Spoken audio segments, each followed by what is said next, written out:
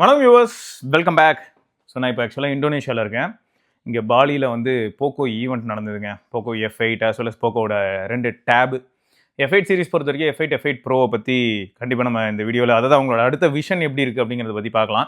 இது kind of என்னோட கருத்துக்கள் அண்டு ஹவு இட் வாஸ் ஃபுல்லாக இந்த எக்ஸ்பீரியன்ஸ், இந்த மாதிரியான ஒரு பாட்காஸ்ட்னே சொல்லிடலாம். ஆனால் என்ன தனியாக பேசிகிட்டு இருக்க போகிறேன். கூட யாராவது இருந்தாங்கன்னா அவங்க ஒரு சில கேள்விகள் கேட்கும்போது இன்னும் பெட்டராக இருந்திருக்கலாம். பட் இப்போதைக்கு நான் வந்து போக்கோ டீம் கிட்ட பேசும்போது எனக்கு எப்படி இருந்தது, ப்ளஸ் அவங்களோட விஷன் இப்போ எப்படி இருக்குது. ஏன்னா இப்போ நம்ம இந்தியன் மார்க்கெட் எடுத்துக்கிட்டிங்கன்னு வைங்களேன், இப்போ எப்படி போயிட்டுருக்கு நீங்கள் பார்த்துருப்பீங்க. இப்போ ரீசெண்டாக லான்ச் ஆன டிவைசஸ் எல்லாத்தோட ப்ரைஸும் இன்க்ரீஸ் ஆகிருக்கு. அதுக்கு வந்து நம்ம பிராண்டை மட்டும் குறை சொல்ல முடியாது. இருந்தாலும் நம்ம எஸ்ஆர்கேலாம் கலாய்க்கிறான் இல்லையா, அந்த ஆஸ்பெக்டில் யோசிக்க வேண்டியதாக இருக்குது. ஏன்னா இப்போ அவன் என்ன சொல்கிறான்னா, இவங்களுக்குன்னு ஒரு சங்கம் வச்சிருப்பாங்க போல, அந்த சங்கத்தில் போய் பேசிட்டு வந்துட்டாங்க போல இருக்குது. எல்லாருமே அந்த 72,999 உட்காந்துருக்காங்க அப்படின்ற மாதிரியான, அது மாயைன்னு கூட நான் சொல்ல விரும்பல. எல்லா டிவைஸுமே பாருங்களேன், நீங்கள் பார்த்துருப்பீங்க. இப்போ ரீசெண்டாக நடந்த லான்ச் எல்லாத்தையும் பார்த்துருப்பீங்க. ஒன் ப்ளஸ் வந்து 72,999, அப்புறம் ரியல்மி 72,999, அப்புறம் இப்போ ஐகோ 72,999.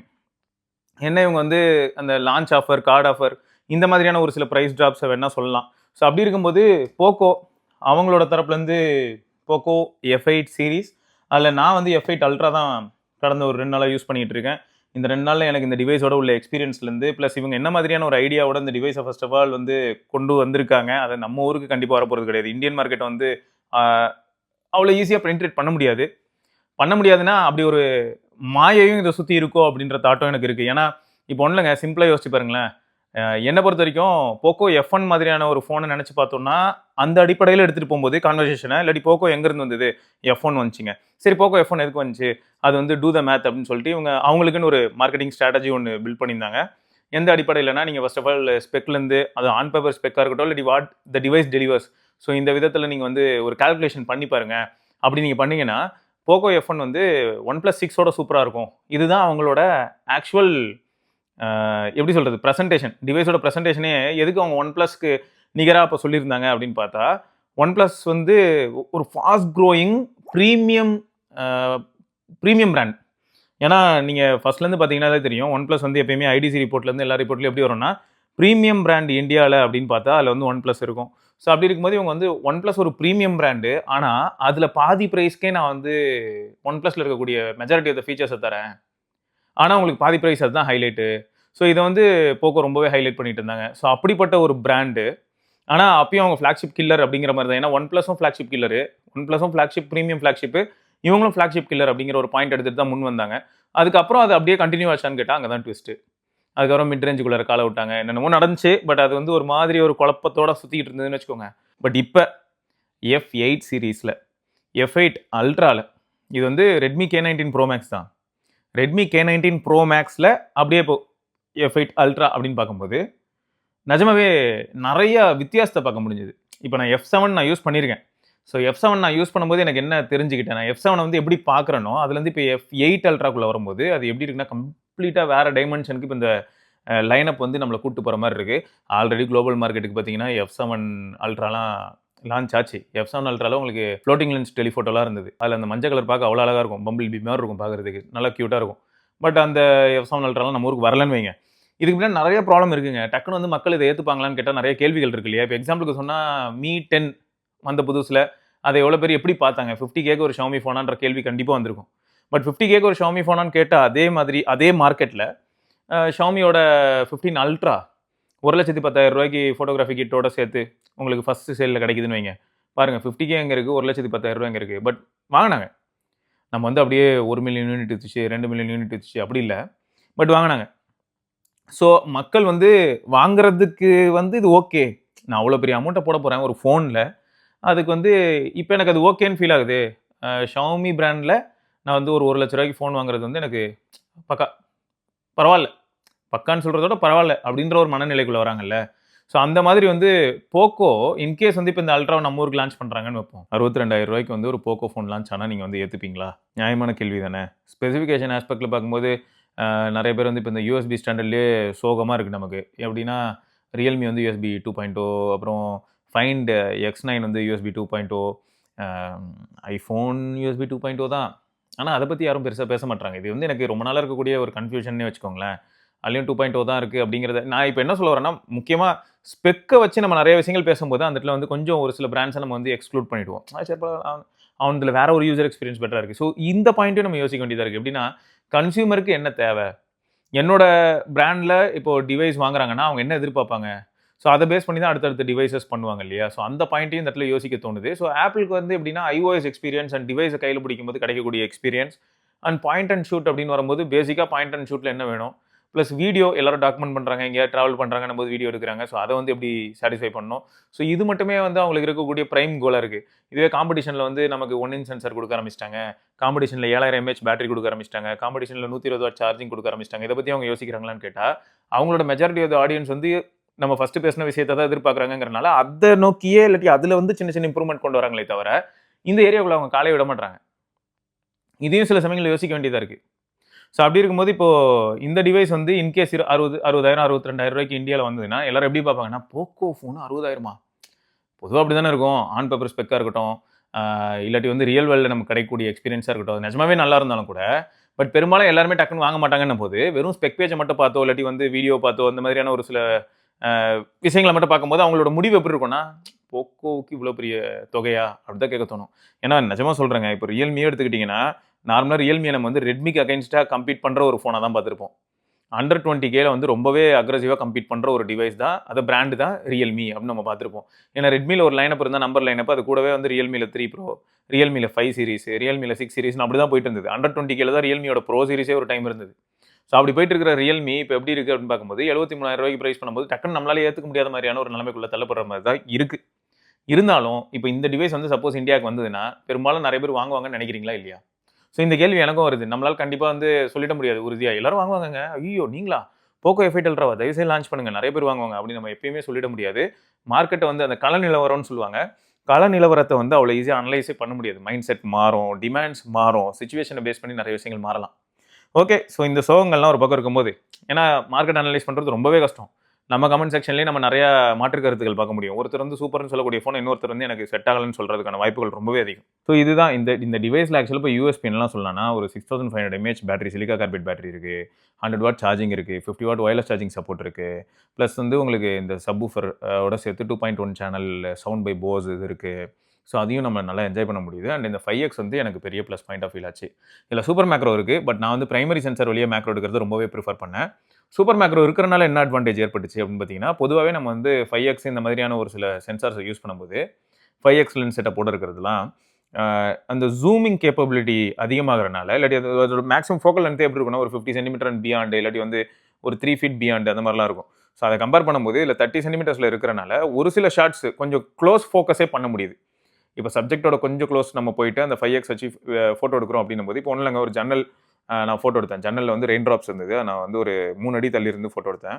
எடுக்கும்போது அந்த ஜன்னலில் இருக்கிற ரெயின் ட்ராப்ஸை மட்டும் நல்லா டக்குன்னு ஃபோக்கஸ் பண்ண முடிஞ்சுது. அது ஒரு பெரிய சேலஞ்சிங்கான ஒரு சுச்சுவேஷன் தான். வேற எந்த ஃபோனாக இருந்தாலும் டக்குன்னு அப்படி ஃபோக்கஸ் பண்ணியிருக்குமா அப்படின்ற ஒரு கேள்வி இருக்குது.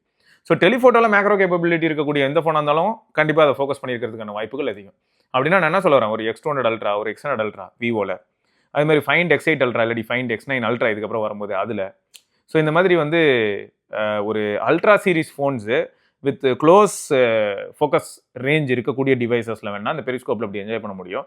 ஸோ இதுலேயும் அதே மாதிரி என்ஜாய் பண்ண முடிஞ்சுது. ஸோ ஓவராலாக சொல்ல போனால் இந்த ஈவெண்ட்டில் வேறு என்னெல்லாம் பண்ணியிருந்தாங்க அப்படின்னா, டேப்லெட் பொறுத்த வரைக்கும் நம்ம ஊரில் இருக்கிற Xiaomi Pad 7 அதே தான் போக்கோ பேடு X1 லான்ச் பண்ணாங்க. இங்கே வந்து 8512 மட்டும் தான் லான்ச் பண்ணியிருக்காங்க. அது மட்டும் இல்லாமல் Poco focus stylus, Poco focus keyboard அப்படின்னு சொல்லிட்டு நம்ம அங்கே பார்த்து அதே ஆக்சசரிஸ் இங்கே லான்ச் பண்ணியிருந்தாங்க.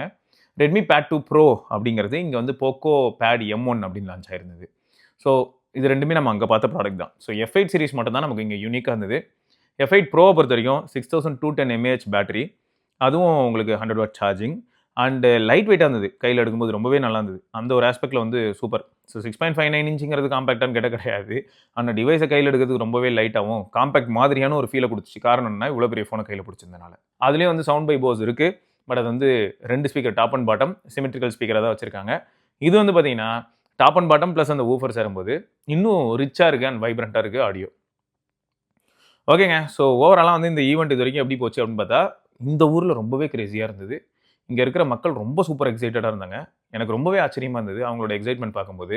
இங்கே அதாவது ஒவ்வொரு ஊர்லேயும் ஒரு பிராண்டு கொஞ்சம் பெருசாக இருக்கலாம் இல்லையா? இப்போ நம்ம ஊரில் எடுத்துக்கிட்டிங்கன்னா நிஜமா பொய்யா யாருக்கு தெரியும்? பட் நம்ம ஊரில் பிபிகே ஃபேமிலி தான் இப்போதைக்கு பயங்கரமாக டாமினேட் பண்ணுறத பார்க்குறோம்.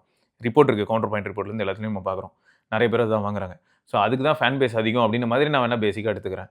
இந்த ஊருக்கு நான் வரும்போது கேப்ல ஃபர்ஸ்ட் டைம் வரும்போதே அவங்க கிட்ட எதுக்காக வந்திருக்கீங்கன்னு கேப்ல கேட்கும்போது இந்த மாதிரி இங்கே ஒரு ஈவெண்ட் இருக்குங்க ஷவுமி அப்படின்னு சொன்னோம். ஷவுமி அப்படின்னாங்க. ஏன்னா ஷவுமி கொஞ்சம் இந்த ஊரில் ஃபேமஸாக இருக்குது இந்தோனேஷியாவில். அவங்க என்ன சொன்னாங்கன்னா ஷவுமி, ஓப்போ இது வந்து இங்கே ஃபேமஸ். கேப் டிரைவர் சொன்னது. ஸோ அப்போது ஒவ்வொரு டெமோகிராஃபிக் ஒவ்வொரு ஏரியாலையும் பார்த்தீங்கன்னா ஏதோ ஒரு பிராண்ட் வந்து டாமினேட் பண்ணுது. ஸோ அப்படி இருக்கும்போது இங்கே வந்து ஷவுமிக்கு வந்து ஒரு நல்ல ஸ்பேஸ் இருக்குது போல. அதனால தான் போக்கோக்கு வந்து எப்படி இருந்ததுன்னா இந்த ஈவெண்ட்லேயே ஃபேன்ஸ் ஆத்தென்டிக்காக ஃபீல் ஆச்சு. அதாவது அவங்க ரிஹர்சல் பார்த்தாங்களோ இல்லாட்டி ஆல்ரெடி சொல்லியிருந்தாங்களோ இந்த வார்த்தை சொன்னால் கற்றுங்கன்னு சொல்லியிருந்தாங்களா அதெல்லாம் நமக்கு தெரியாதுன்னு வச்சுக்கோங்க. பட் ரொம்பவே நான் நிறைய ஈவெண்ட் போனதை வச்சு என்ன சொல்கிறேன்னா இந்தியாலையும் ஈவெண்ட்ஸ்லாம் போயிருக்கேன். பட் அங்கேயோட இங்கே இருந்த ஃபேன்ஸ் வந்து ரொம்பவே க்யூரியஸாக இருந்தாங்க. அண்ட் இந்த ஊருங்க, ஊர் நிஜமாவே சூப்பராக இருந்ததுங்க. எவ்வளோ கோவிலுங்க. அப்பா! எங்கே போனாலும் கோவில். அதை தாண்டி மக்கள் வந்து ரொம்பவே டிசிப்ளின்டாக இருந்தாங்க. எங்கே பார்த்தாலும் ஸ்டாப் லைன்றதை தாண்டி வண்டி நிற்கிறதுலாம் ரொம்ப ரேர். சிக்னல் அவ்வளோ பக்காவாக ஃபாலோ பண்ணுறாங்க. லேன் டிசிப்ளின் தாறுமாறாக இருந்தது. அதாவது கார், 4 வீலர்ஸ் ஓட்டுற எல்லாருமே லேன் டிசிப்ளினை செம்ம சாலிடாக மெயின்டைன் பண்ணாங்க. ஸோ இதெல்லாம் வந்து மாஸ். இந்த ஊர்லேருந்து நம்ம கற்றுக்கணும் அப்படின்ற மாதிரி தோணுது. ஏன்னா நம்ம ஊரில் வெளில எங்கே போனாலும் ரோட்டில் இதெல்லாம் தானே ஃபேஸ் பண்ணுறோம் பெரிய பிரச்சனையா. ஸோ அதெல்லாம் இங்கே இல்லை. அதெல்லாமே நல்லா இருந்தது. ஸோ இதெல்லாமே நல்ல அனுபவமாக அமைஞ்சதுன்னு சொல்லலாம். அண்ட் இதில் ஏகப்பட்ட ஃபோட்டோ எடுத்துருக்கேங்க. Photos and videos. அது எல்லாத்தையுமே முடிஞ்சால் ஒரே கேமரா வீடியோவாக நம்ம சேனலில் இன்னும் அப்லோட் ஆகிருக்கும். அப்படி இல்லைன்னா இதுக்கப்புறமா கூட அப்லோட் ஆகலாம். சரியா? ஆனால் ஆகிடும். அது வேறு விஷயம். பட் டைம்லைன் தான் நமக்கு தெரிய மாட்டேங்குது. இவங்ககிட்டே நான் கேட்டேன், இந்தியாவுக்கு எப்போ வரும்? அந்த டிவைஸ் எப்போ வரும்? இந்த டிவைஸ் எப்போ? டைம்லைன் அவங்களுக்கும் தெரியல. இதுக்கு பின்னாடி நிறைய லிமிடேஷன்ஸ் இருக்குது. நிறைய விஷயங்கள் சொன்னாங்க. அதை புரிஞ்சுக்கிறதும் கொஞ்சம் கஷ்டம் தான் வச்சுக்கோங்களேன். சர்டிஃபிகேஷன் வாங்குறதுலேருந்து கவர்மெண்ட் வந்து நிறைய இடத்துல என்ன பண்ணுறாங்கன்னா மேட் இன் இந்தியா அப்படிங்கிறது ரொம்பவே என்ஃபோர்ஸ் பண்ணுறாங்க. நம்ம கவர்மெண்ட் இதை பண்ணுறதை பற்றி நீங்கள் என்ன நினைக்கிறீங்க? கண்டிப்பாக தேவை தானே. இவங்களாலையும் டக்குன்னு அதை பண்ண முடியுமா அப்படின்னு கேட்டிங்கன்னா எல்லா விஷயத்துக்குமே அப்படி பண்ண முடியறது இல்லை. ஆனால் நாங்கள் முயற்சி பண்ணது என்னென்னா டேப் வந்து நாங்கள் முயற்சி பண்ணி இங்கே பண்ண ஆரம்பிச்சிட்டோம். வியரபிள்ஸும் நாங்கள் இங்கே பண்ண ஆரம்பிச்சிட்டோம். ஃபோன்ஸ் கூட பார்த்தீங்கன்னா 95% to 99% இங்கே பண்ண ஆரம்பிச்சிருக்கோம்.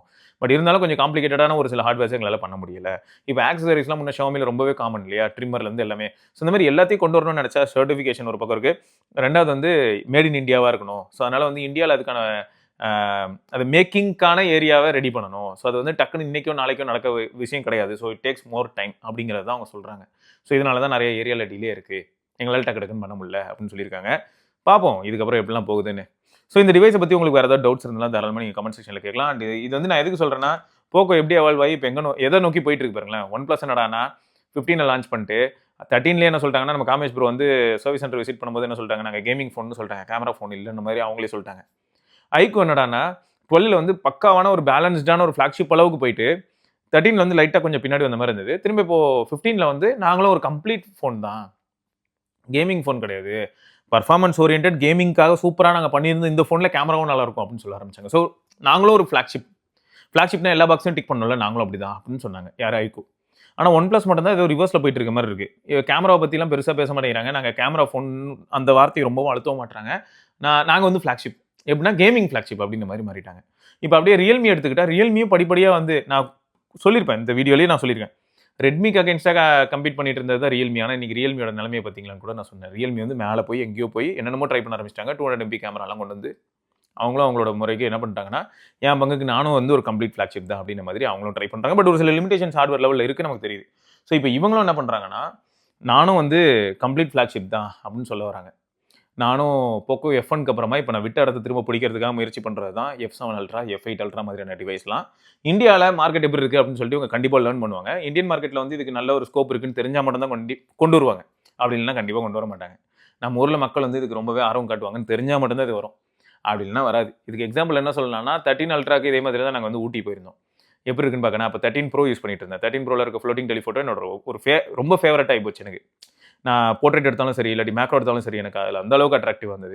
அதுக்கப்புறம் வந்து 13 Ultra நான் யூஸ் பண்ணி பார்த்தேன். 13 Ultra செமையாக இருந்தது. பட் 13 Ultra வந்து எனக்கு 13 Proவில் இருக்கக்கூடிய அந்த ஃப்ளோட்டிங் ஆப்ஷன்ஸ்லாம் கொடுக்கலன்றனால, எனக்கு மேக்ரோ ஆப்ஷன் இல்லைன்றனால 13 Ultra என்ன ரொம்ப அட்ராக்ட் பண்ணல. பட் டிவைஸ் கையில் பிடிக்கிறதுக்குலாம் வந்து ரொம்ப ப்ரோ லெவல் கேமரா ஃபீல் நல்லாவே கொடுத்துச்சு. ஆனால் நம்ம ஊரில் அப்போ அல்ட்ரா கிடையாது. ஆனால் 14 Ultra ஸோ மார்க்கெட் அவங்க பார்க்குறாங்க, மக்களுக்கு வந்து பிடிச்சிருக்கான்னு பார்த்து தெரிஞ்சுக்கிறாங்க. அதுக்கப்புறம் 14 Ultra கொண்டு வந்து இறக்குனாங்க. இப்போ 15 Ultra இறக்கியிருக்காங்க. ஸோ அதே மாதிரி மேபி இதுவும் வந்து F9 Ultra இந்தியாவுக்கு வரலாம். பட் தெரில, எப்பயும் சொல்கிற மாதிரி தான் எல்லாரும் சொல்லுவாங்களே, ஃபிங்கர்ஸ் கிராஸ்ட் அப்படி தான் சொல்லி ஆகணும். சரிங்க, ஸோ இதை வந்து நம்ம இன்னொரு பதிவில் சந்திப்போம். அதற்கு விடைபெற்றுக் கொள்வது சிவபரணி. அண்ட் எல்லா வீடியோலையும் ஆரம்பத்தில் வந்து ஒரு புஷ்அப்ஸ் போடுறேனே, அதை பற்றி நீங்கள் என்ன நினைக்கிறீங்க? எனக்கும் அது மோட்டிவேஷனுக்காக தான் நான் பண்றேன். பிளஸ் நம்ம நண்பர்களையும் மோட்டிவேட் பண்ணுமேன்ற ஒரு எதிர்பார்ப்பு தான். பார்க்கலாமா?